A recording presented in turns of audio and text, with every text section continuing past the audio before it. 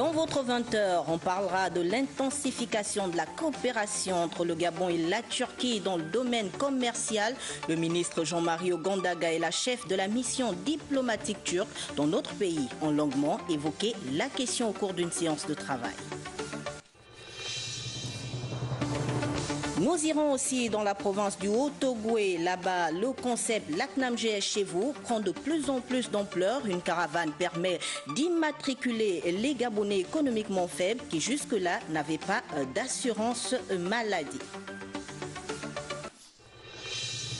On parlera également de la 8e conférence sur le réchauffement climatique et le développement en Afrique qui vient de se tenir à Addis Abeba. Le président du réseau des organisations de la société civile pour l'économie, Nikez Moulombi, y était pour le compte du Gabon et il sera dans quelques instants sur le plateau pour nous parler de cette actualité. Mesdames et messieurs, bonsoir et bienvenue sur Gabon Première. Coopération en ouverture de cette édition d'information.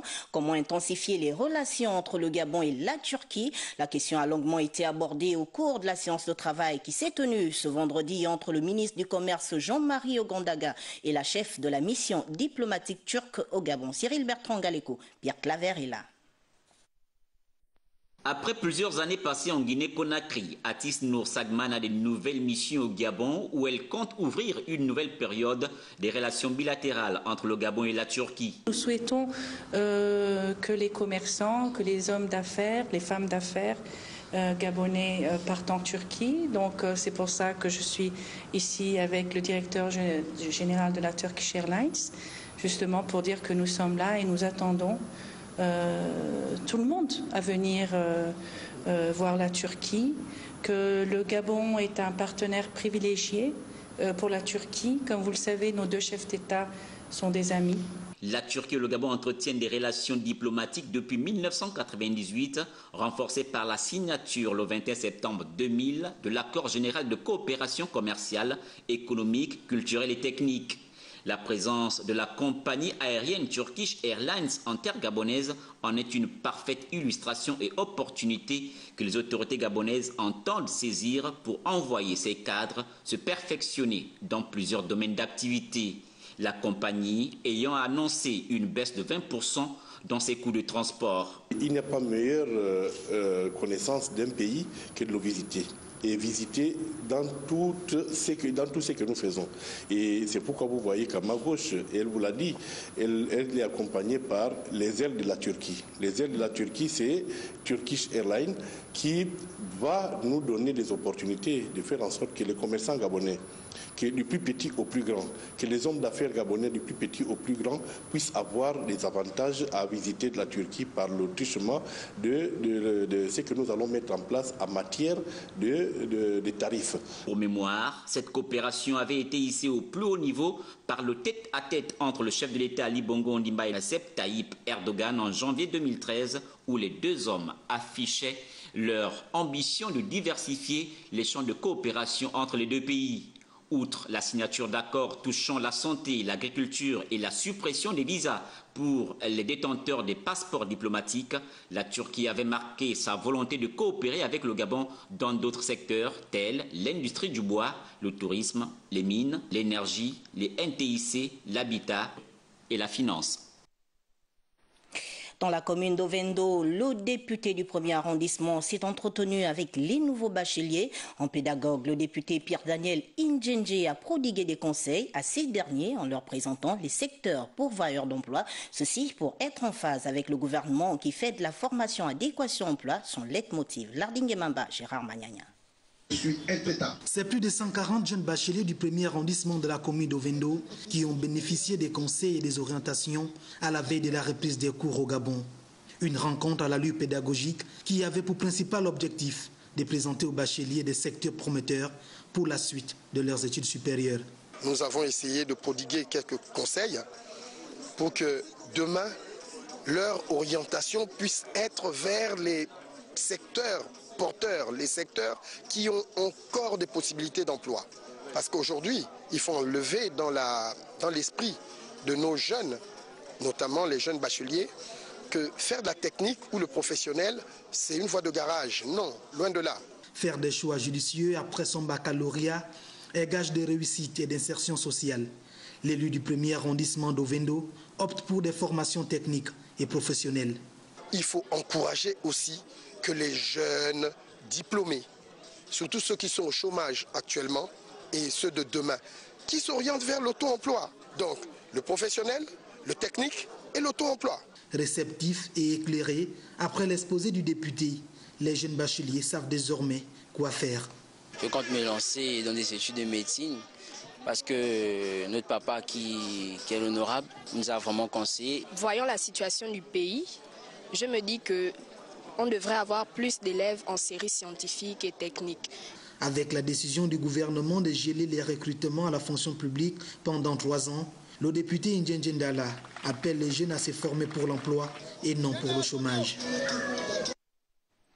Hors de Libreville, direction province du Haut-Ogooué. Là-bas, le concept la CNAMGES vous fait l'objet d'une caravane. Le concept vise à immatriculer chaque Gabonais économiquement faible, où qu'il se trouve, ceci au grand bonheur des Altogovéens qui jusque-là n'avaient pas d'assurance maladie. Linda Nyumba Mungengi, Rodolphe Yele.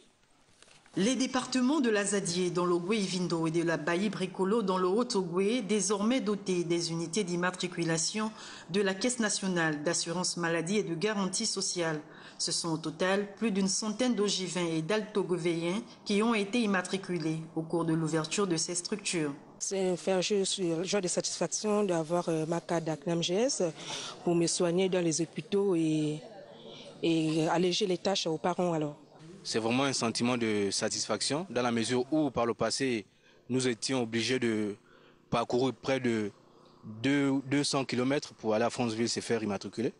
Et de là voir les agents de la CNAMGES chez nous, dans nos murs, ça ne peut qu'être qu'une joie. Cette ouverture des unités départementales permet non seulement à la CNAMGES d'immatriculer toutes les personnes qui n'ont pas encore d'assurance maladie, mais aussi de sensibiliser ces dernières sur les prestations offertes. Et cette unité-là répond à la politique du chef de l'État qui voudrait que les services sociaux de base soient au moins mis à la disposition des populations sur tous les problèmes de santé. Et à côté des problèmes de santé, nous avons d'autres problèmes de pauvreté et de précarité que la CNAMGES gère. Être plus proche des Gabonais économiquement faibles, où qu'ils se trouvent, c'est l'objectif poursuivi par la CNAMGES, elle qui entend se prêter au même exercice dans d'autres chefs-lieux des départements. La Fondation Moana Culture a organisé des journées culturelles à Lambaréné dans la province du Moyen-Ogooué, le nettoyage du centre hospitalier, la visite du musée pour la découverte et la participation à la journée citoyenne sont, entre autres activités, que les enfants sourds-muets ont menées. Andy Tungi pour le point. Bon nombre d'enfants au Gabon souffrent des déficiences les empêchant d'apprendre dans les établissements scolaires. La Fondation Moana Culture, à travers l'organisation de ces journées dans la ville du Grand Blanc, a voulu briser la surdité et promouvoir la créativité. Nous avons gagné la majorité des sourds-muets, dont les parents qui sont venus nous déposer les enfants pendant une semaine et des sourds-muets aussi qui venaient de part et d'autre, qui sont venus s'intégrer à nous. Donc en fait le quorum que nous avons déterminé, nous avons passé le surplus parce que ça partait de bouche à oreille. Plusieurs activités ont été organisées pour permettre à ce jeune de se découvrir et de se réaliser. Un constat, en fait, beaucoup de parents n'arrivent pas à communiquer avec leurs enfants. Ils prennent un enfant sourd comme quelqu'un qui est délaissé. Or que c'est un être à part et ils ont les talents puisque nous aujourd'hui ils écrivent, ils font la créativité parce que nous avons fait même des œuvres d'art pendant ce séjour à Lambaréné. L'initiative de la Fondation Moana Culture visait entre autres objectifs la création d'une harmonie au sein de cette colonie dans le but d'intégrer certains enfants sourds, notamment ceux de Lambaréné. Du côté de Port-Gentil, le gouverneur de province vient d'effectuer une tournée de sensibilisation dans le canton Ogooué. Ceci à la suite du constat de la mort des tilapias dans les lacs Alambier et Avonga. Plus de détails avec Marius Nyonda. C'est une mission d'information, d'assistance et de sensibilisation que vient de conduire le gouverneur de la province de Ogo-Maritime dans le canton Ogooué, notamment les lacs Alambier et Avonga, où le phénomène des carpes mortes a été constaté. Au village Abelogo 1 et Okumikasa, La délégation a pu échanger avec les populations sur ce phénomène, tout en les rassurant de la présence du gouvernement à leur côté. Ça nous fait du bien de voir que le gouverneur est venu directement chez nous, discuter avec nous et puis avec son équipe aujourd'hui. Nous sommes satisfaits et puis nous voulions que sincèrement que cela soit continuel pour que ce phénomène soit complètement éradiqué. La population prenne soin, puisque c'est vrai, j'entends dire que nous allons devenir, comment nous allons vivre. Mais non, nous sommes les premiers responsables, nous sommes les premiers concernés. Et nous avons vu le gouvernement venir vraiment se dépêcher avec toute une équipe, venir chez nous. C'est déjà, on sent que vraiment la cause, l'État, le gouvernement est concerné dans cette affaire. La concentration au lac Avanga est la preuve évidente que le mal est bien présent. Immédiatement, j'ai mis en place une cellule de veille qui est chargée notamment de l'assistance aux populations et de la collecte des informations. Donc depuis ce matin, nous avons rencontré ces populations et le plus grand foyer que nous avons pu observer où les carpes sont vraiment mortes, c'est le lac Avanga. Je précise qu'il ne s'agit que de carpes mortes, il n'y a pas d'autres espèces de poissons. Donc nous avons profité pour offrir à ces populations des médicaments et également des bouteilles d'eau minérale destinées aux enfants. Un rapport sera adressé au gouvernement afin que les différentes mesures prises dans la province de Moyen-Ogooué soient étendues à l'Ogooué-Maritime. Il faut dire qu'ayant constaté la mort mystérieuse des carpes dans le canton Ogooué, population et personnel de santé publique s'unissent afin d'éviter un éventuel drame. Ils interdisent la consommation de l'espèce. On retrouve Marius Nyanda. La pêche et la commercialisation de la carpe restent la principale activité économique des populations des villages aujourd'hui touchés par le phénomène des carpes mortes.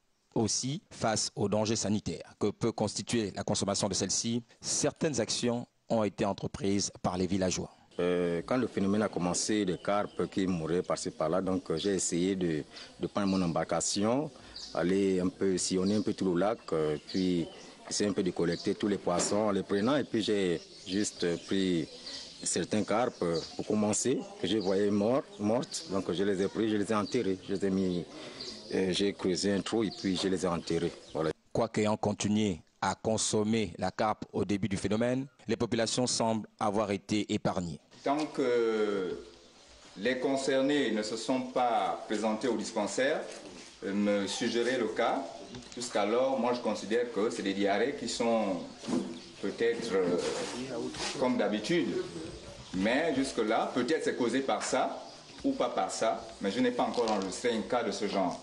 Adopter des comportements préventifs au quotidien aura été la consigne donnée à ces dernières. Ce qu'il y a lieu à faire ici, c'est éviter de consommer de l'eau du lac. Ou si vous voulez la consommer, vous la faites bouillir d'abord avant de la consommer. Dans le cas contraire, s'il y a un forage, l'idéal aurait été de consommer cette eau-là. Donc les mesures d'hygiène, conseiller aux enfants et aux grandes personnes de ne pas faire caca dans de l'eau, d'aller dans les latrines. Il faudrait que les latrines soient bien tenues. Manifestations telles que la diarrhée. Mais cette diarrhée-là est causée par quoi? C'est causé par une bactérie qui a tué la carpe, qui est responsable de la mort de la carpe. L'observation stricte des consignes communiquées par le gouvernement a donc été conseillée aux populations.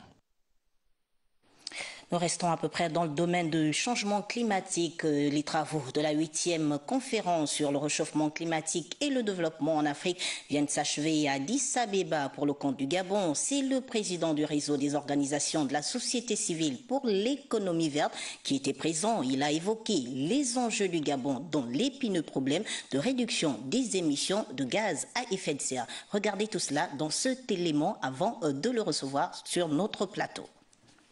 Président du réseau des organisations de la société civile pour l'économie verte en Afrique centrale, le Gabonais Nikes Moulombi propose de mettre en évidence toutes les actions à fort impact climatique conduites par les communautés de base. Il soutient l'idée selon laquelle les populations ont un rôle essentiel à jouer. En Afrique, les populations locales sont déjà très engagées dans la conservation et la lutte contre les effets des changements climatiques. Elles mènent des actions qui relèvent de nos cultures et traditions, voire de notre lien avec la nature, même si elles ignorent les impacts positifs et indéniables de leurs actions sur le climat. Je crois qu'il va falloir les responsabiliser pour faire face davantage au changement climatique. Je pense par exemple à un programme qui viserait à réduire les effets du climat sur le littoral, comme le reboisement des écosystèmes des mangroves. Parmi les pistes de solutions proposées, développer des activités génératrices de revenus sobres en carbone dans les secteurs comme l'agriculture, l'élevage et la pêche. Ce qui permettra de renforcer la résilience climatique et de donner aux communautés une chaîne de solidarité productive. Cette table ronde réunissait des panélistes du Maroc, du Gabon, de la CEA, de l'Union africaine et du Parlement panafricain. Elle visait également à déterminer les contributions africaines en vue du prochain sommet Action pour le climat, convoqué par le secrétaire général des Nations Unies en date du 23 septembre 2019 à New York. Voilà, après cet élément de nos confrères de Gabon 24, nous recevons sur ce plateau Nikez Moulombi. Bonsoir. Bonsoir. Vous venez de prendre part à la table ronde au haut niveau à l'Union africaine, à la 8e conférence sur le climat. Sur quoi ont réellement porté les travaux? Déjà, je voudrais vous remercier de faire l'honneur de venir faire une restitution nationale. Les travaux ont porté donc sur la 8e conférence sur le climat et le développement en Afrique, en prélude de la conférence convoquée par le secrétaire général des Nations Unies qui aura lieu donc à New York. Comme vous le savez, les États africains vont passer donc à l'évaluation des ODD, après les OMD, c'est-à-dire les objectifs de développement durable. Et il était donc question de faire le point sur les engagements de chaque pays africain, les 54 pays africains membres de l'Union africaine, et notamment sur leur CDN, c'est-à-dire donc leur communication nationale déterminée sur les engagements pris dans le cadre des changements climatiques et en lien avec l'accord de Paris. Et donc l'Union africaine a mis en place donc un panel qui regrouperait, tel que cela a été présenté dans le reportage, et notamment nous avons reçu le rapport du Maroc sur le développement durable, et donc qui s'est suivi un certain nombre de commentaires. Qu'est-ce qu'il faut retenir de ce rapport?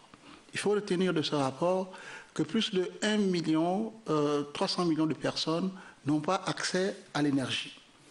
Cela représente environ 20% de la population mondiale. Et donc, nous nous rendons compte que la question énergétique est une question essentielle. D'abord pour le développement de l'Afrique. Et vous savez que sans énergie, on ne peut pas avoir un développement économique, on ne peut pas avoir un développement social et on ne peut pas assurer la santé. Parce que c'est grâce à l'énergie qu'on peut faire donc des opérations. Mais de l'autre côté, il était question d'avoir une position concertée au niveau international. Et la position concertée au niveau international tourne donc autour de l'accord de Paris. Maintenant, au niveau national, chaque pays doit mettre en œuvre ses CDN. Comment les pays mettent en œuvre leurs déclarations? Pour le cas du Gabon, le président de la République, Ali Bongo Ondimba, a pris un engagement de réduire les gaz à effet de serre à 50%. Une fois que c'est dit, comment cela se matérialise sur le terrain? Et donc, il faudrait regarder secteur par secteur comment le secteur de l'élevage réduit ces gaz à effet de serre, comment le secteur énergétique le réduit, puisque nous avons des barrages, comment le secteur de transport réduit et comment le secteur agricole essaye. Et même les consommations en termes de ménage sur les énergies. Et donc là, il fallait faire le point. En plus de tous ces engagements, est-ce que les pays africains peuvent encore en prendre des engagements? Ce qui est de notre point de vue, en tant que membre de la société civile, puisque vous m'aviez annoncé comme président du réseau des organisations de la société civile pour l'économie verte en Afrique centrale, et donc j'assure la présidence, il est question pour nous de dire stop aux pays africains. Les pays africains ne doivent plus prendre d'autres ambitions, puisqu'il y a eu l'accord de Paris avec des ambitions, et nous le savons tous. Pour aller à l'accord de Paris, il fallait mettre en place des communications. Sauf que beaucoup de pays ont été assistés par des cabinets extérieurs. Maintenant, nous avons une certaine expertise, la société civile est renforcée, l'administration est renforcée. Il faut qu'on s'assure que tous les sectoriels mettent en place leurs besoins pour que, in fine, cela soit donc des communications qui intègrent la base. Est-ce que la population est prise en compte?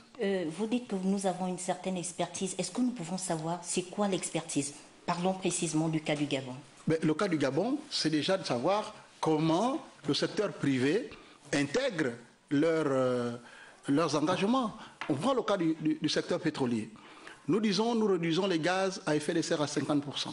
OK? Mais quand nous les réduisons à 50%, on peut le justifier par le fait que le gaz torché de l'époque, aujourd'hui qui était considéré comme un déchet, a maintenant une valeur économique. Elle a une valeur économique comment? Parce que ce gaz torché est aujourd'hui réinjecté pour en faire donc de l'électricité. Et le gaz arrive au Vindo. Mais est-ce que toutes les entreprises récupèrent ce gaz? Ça, il faut le savoir. Donc, il faut être sur le terrain. Ça, c'est déjà un exemple concret. Le second exemple, il y a les modes de production.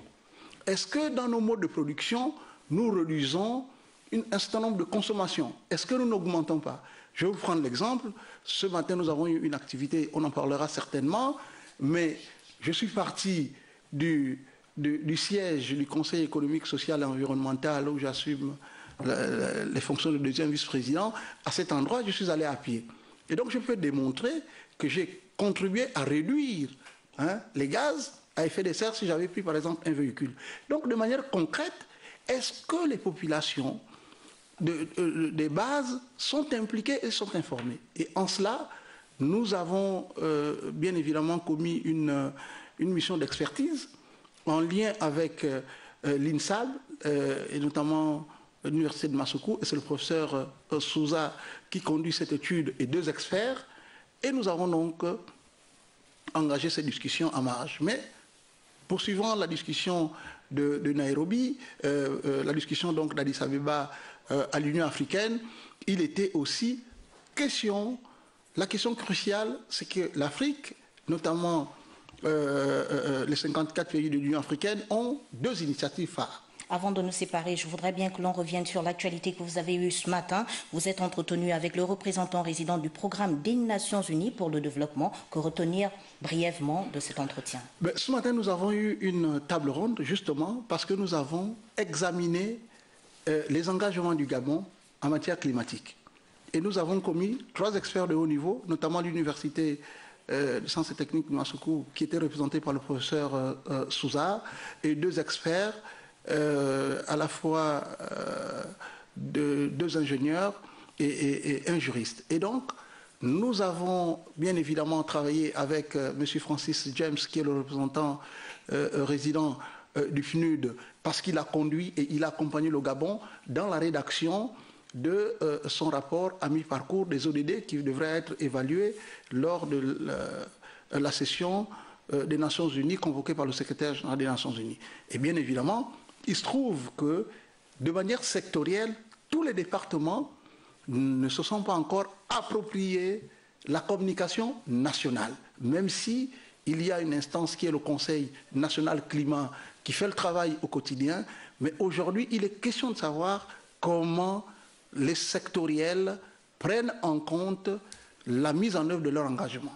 Merci, Monsieur Nikez Moulumbi. Je rappelle aux téléspectateurs que vous êtes le président du réseau des organisations de la société civile pour l'économie verte. Vous étiez présent à la 8e conférence qui s'est tenue à Addis Abeba. Vous ne partez pas, vous restez sur le plateau pour continuer cette édition d'information. L'économie verte en Afrique centrale. L'économie verte en Afrique centrale. Merci pour la précision. Du sport, pour la suite de cette édition d'information, le tournoi de football dénommé Pierre Mambondo se poursuit en Ndende et à Mouila. 12 équipes masculines et 6 féminines y prennent part. Une seconde édition placée sous le signe de la cohésion et le rassemblement de tous les fils et filles de la province de Longonier. Charles Ogoula, Richard Mobiwa. Après une phase d'écrémage aboutie, le tournoi de Six du 3e arrondissement a connu son épilogue avec la finale masculine opposant les fédérations 9 et 10. Une rencontre plaisante à voir au regard du contenu proposé par les 22 acteurs sous l'ère de jeu. Très vite, la fédération 9 va ouvrir le score sur cette action. Se rendant quasiment le coup sur coup, la fédération 10 va égaliser par cette frappe puissante. Un but partout. Dès lors, plus rien ne sera inscrit. Les tirs au but vont donc s'inviter pour départager les 2 formations. À cet exercice, la fédération 10 va s'imposer 3 tirs contre 2 à la satisfaction générale du secrétaire général adjoint 3 du parti de masse. C'est une première édition. Ça a été, comme on dit, pour un coup d'essai, un coup de maître, un coup de réussite. Il faut arriver à satisfaire tout le monde, chacun selon sa discipline, donc son activité. Et là, ça a été, comme on disait, une première. Nous allons essayer de réfléchir à comment enrichir cette compétition. Pour la seconde édition, plusieurs innovations sont attendues. À l'initiative des hiérarques du Parti démocratique gabonais, un tournoi de six de football a réuni l'ensemble des équipes féminines et masculines des différentes fédérations qui composent le 3e arrondissement de la commune de Libreville. Détails et explications d'Ève Mobele-Pendik, Lucien Barreau-Manqué. Le sport unit les peuples, a-t-on coutume de dire. Les fils et filles de la province de Langounié ont par ce tournoi de football décidé désormais de parler d'une même voix pour le bien de la province. Nous, en tant que fils d'ici, nous avons décidé d'organiser à nouveau, puisque nous l'avons fait déjà l'année dernière, nous avons décidé d'organiser cette deuxième édition du tournoi de football dénommé Pierre Mambondo Mambondo. C'est un message de cohésion, d'unité et de rassemblement. Parce que unis, nous sommes plus forts et rassemblés, nous construisons mieux. Un tournoi de football qui vient également décorer les vacances de la jeunesse. Et nous remercions beaucoup notre parrain parce que nous vivons les vacances chaque année. Donc ça, c'est un grand plaisir pour nous de venir en vacances et que nous puissions nous épanouir dans le football. Puisque ça fait longtemps qu'on a pu voir certains et autres, on se retrouve entre frères et je pense que la cohésion est déjà là, l'envie, comment dire, c'est la famille avant tout. Donc on vient ici, c'est une partie des plaisirs et puis pour nous c'est qu'un sentiment de satisfaction qu'on peut avoir. Pierre Mambondo restera à jamais gravé dans la mémoire des enfants de Langounié qui ont résolu pour l'honorer par ce tournoi de football de renforcer leur cohésion et prône désormais le rassemblement de tous les fils et filles du G4. La note triste de ce journal avec le décès de Clarisse Gilberte Minta, l'une des pionnières de la présentation hippique au Gabon. Elle était donc connue des parieurs. Une disparition énorme pour le Pari Mutuel gabonais qui perd une collaboratrice d'expérience. Jean-Raoul Badinga, Michel John Boudégan. Clarisse Minta quitte l'hippodrome de la vie après des années de bons et loyaux services au PMUG. L'annonce de son décès a bouleversé le monde. Il faut dire que Clarisse Minta fait partie de la première génération des salariés du PMUG. Elle a vu naître cette entreprise à laquelle elle a contribué à son niveau de responsabilité, à participer à son essor. On la savait malade, certes, mais pas capable de franchir les frontières de la vie. Cette collaboratrice était la dernière à la rencontrer. Elle était fatiguée, mais sauf qu'elle parlait bien. On a pu discuter, elle et moi, je lui taquinais. Elle m'a bien répondu. Vraiment, je ne comprends pas. Après, on nous appelle pour nous dire qu'elle est décédée. Le PMUG sous le choc, tant elle a participé à la mutation de cette entreprise. Nous sommes rentrés le même jour avec Clarisse Minta à ITB, c'était le 23 novembre 1993. Nous avons commencé les tests au Rindama, dirigés par un membre de PMU de France, M. Kazizian. Mais qui osera condamner un Dieu devant lequel tous doivent se plier? À retenir simplement qu'ici au PMUG, le deuil commence à la mémoire de Clarisse Minta, qui sera accompagnée par amour. Comme chaque vendredi après ce journal, retrouvez l'édito de la rédaction suite à l'annonce par le gouvernement d'un énième recensement dès ce mois de septembre. Le deuxième en l'espace d'un an, l'édito par la voix de Martial Chibinda s'interroge sur l'effectivité du processus de modernisation de l'administration gabonaise.